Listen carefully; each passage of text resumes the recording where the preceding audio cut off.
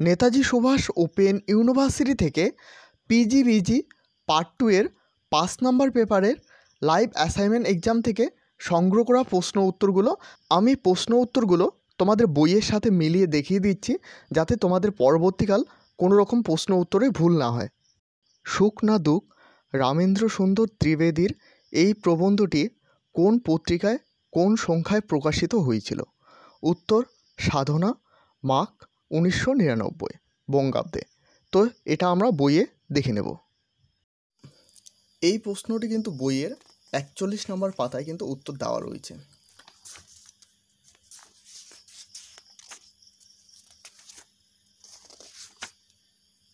দেখো এখানে 1 নম্বরে কিন্তু দেওয়া রয়েছে সুখ না দুঃখ, সাধনা, মাঘ এবং 1999 বঙ্গাব্দ। কাল প্যাচাকার ছদ্মনাম, এ প্রশ্নের উত্তর হয়ে যাবে বিনয় ঘোষ। এই প্রশ্নটির উত্তর বইয়ের 225 নং পাতায় কিন্তু দেওয়া রয়েছে।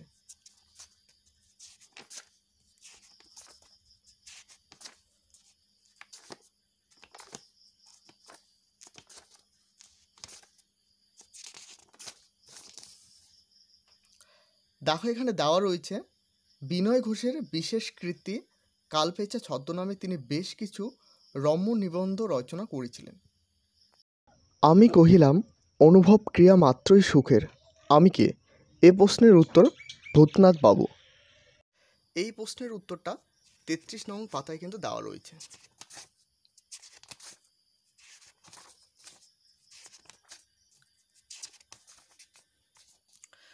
দেখো এখানে নিচের দিকে দেওয়া রয়েছে ভূতনাথ বাবু জানালেন মনের অনুভব ক্রিয়ায় মাত্রই সুখজনক। মিথ্যা প্রিয় বাক্যের চাইতে অপ্রিয় সত্য ভালো, বক্তাকে? এখানে বক্তা রাজশেখর বসু। এ প্রশ্নের উত্তর 178 নং পাতায় রয়েছে।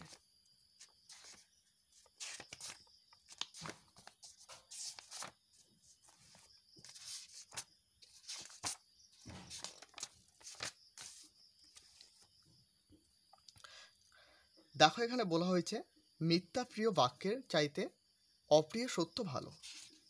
দেখো এই প্রবন্ধটি ভেজাল ও নকল, রাজশেখর বসুর এই প্রবন্ধটি।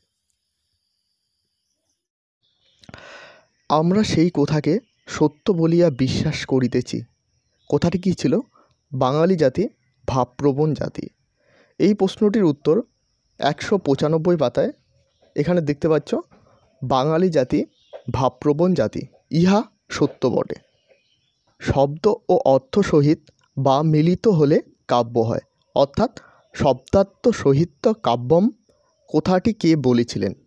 এই প্রশ্নের উত্তর হয়ে যাবে ভামহ। এই প্রশ্নটি তোমরা বইয়ের 63 নং পাতায় কিন্তু পেয়ে যাবে। দেখো এখানে বলা হয়েছে এই ধরনের সাহিত্য সংজ্ঞা প্রথম দিলেন ভামহ। তিনি লেখেন শব্দার্থ সহিত কাব্যম, শব্দ ও অর্থ সহিত বা মিলিত হলে কাব্য হয়। প্রজাবৃদ্ধি আনুপাতিক হারে ধনবৃদ্ধি ঘটার উপায় কী?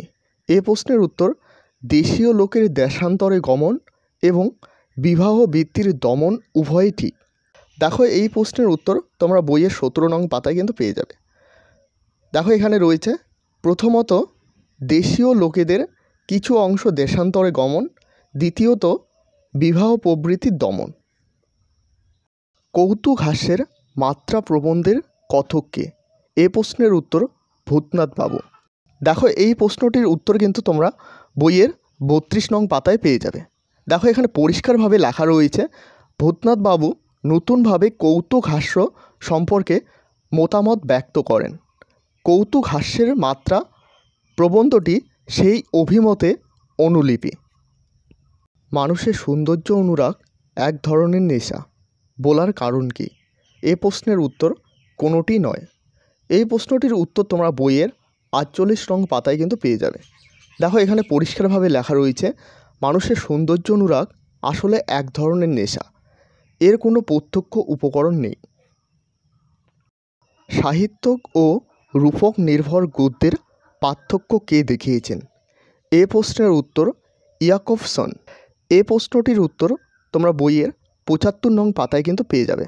দেখো এখানে পরিষ্কারভাবে লেখা রয়েছে, রোমান ইয়াকবসন সাহিত্য ও রূপক নির্ভর গদ্যের পার্থক্য দেখিয়েছেন। প্রফেসর একটি বিশেষ শ্রেণীর জীব, ব্যঙ্গাত্ম এই মন্তব্যটি কার? এই প্রশ্নের উত্তর বুদ্ধদেব বসু। দেখো এই প্রশ্নটির উত্তর তোমরা কিন্তু বইয়ের 323 নং পাতায় কিন্তু পেয়ে যাবে। তির্যক দৃষ্টিতে ব্যঙ্গাত্মক ভঙ্গিতে লেখা রমা প্রবন্ধ প্রফেসর লেখক বুদ্ধদেব বসুর মতে প্রফেসর একটি বিশেষ শ্রেণীর জীব। পিজিবিজি 5 নং পেপারের প্রমাণসহ উত্তর দেওয়ার চেষ্টা করলাম। এখনও কিছু কোশ্চেন কিন্তু কনফিউজ হয়ে রয়েছে, এখনও পর্যন্ত বইয়ে পাওয়া যায়নি, তো সেগুলো জোগাড় করে কিন্তু আমি দেওয়ার চেষ্টা করব। তো ততক্ষণ পর্যন্ত এই চ্যানেলটিকে অবশ্যই সাবস্ক্রাইব করে রাখবে এবং এখনও পর্যন্ত হোয়াটসঅ্যাপ গ্রুপ এবং টেলিগ্রাম চ্যানেলে জয়েন না হয়ে থাকলে অবশ্যই জয়েন হয়ে নেবে, কারণ সেখানে কিন্তু সমস্ত আপডেট সবার প্রথমে দেওয়া হয়ে থাকে। এ প্রসঙ্গে আরেকটি কথা বলে রাখি, তোমাদের অ্যাসাইনমেন্ট এক্সাম কিন্তু সবেমাত্র শুরু হলো, তো তাড়াহুড়ো করার কিছু নেই। তোমরা সমস্ত প্রশ্নের উত্তর সংগ্রহ করে অবশ্যই অ্যাসাইনমেন্ট এক্সাম দিতে শুরু করবে। তোমাদের কিন্তু এই অ্যাসাইনমেন্ট এক্সামে দুটো সেট করা হয়ে থাকে, অর্থাৎ কিছু কোশ্চেন বেশি দেওয়া থাকে, যেমন ধরে নাও 20টি কোশ্চেন থাকলে সেখানে 22টা থেকে 23টা কোশ্চেন দেওয়া হয়ে থাকে। তো অবশ্যই তোমরা সেটগুলো সংগ্রহ করে তারপর কিন্তু অ্যাসাইনমেন্ট এক্সাম দিতে শুরু করবে, নাইলে কিন্তু 2-1টা কোশ্চেন তোমাদের মিস হয়ে যাবে।